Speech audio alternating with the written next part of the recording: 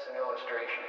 In between these things are various states of consciousness, let's say, that let the psychiatrist or the analyst reach in and get into the various depths of that other part of that patient to find out what his problems are and let them surface, because he establishes different means of getting into them like that, but they're not the same as that strictly mind, awake, body, sleep.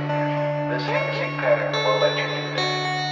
So you can see the scope of what I'm speaking is anything that the mind can do.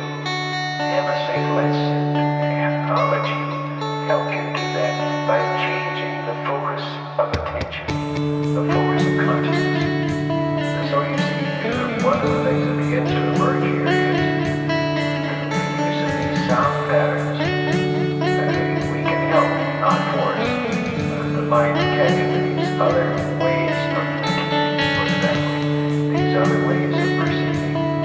And as I'm probably saying, that the whole concept that I found in out of body is we pass this wall we call sleep, because we think of sleep as unconsciousness, and we have all these other forms of being unconscious, and sleep is the most common of those unconscious states.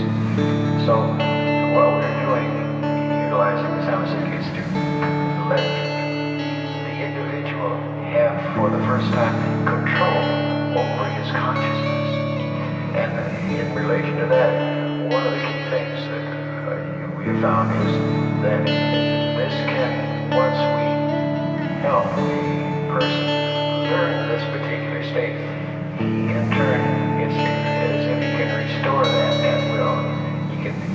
He has a memory of it, and he can recall it. It's as if you can recall when you were, let's say, dancing in the dark, or whatever, that you can recall it, and there it is again. So if you have a given state created by hemosync, you remember the effect, and you can be that again.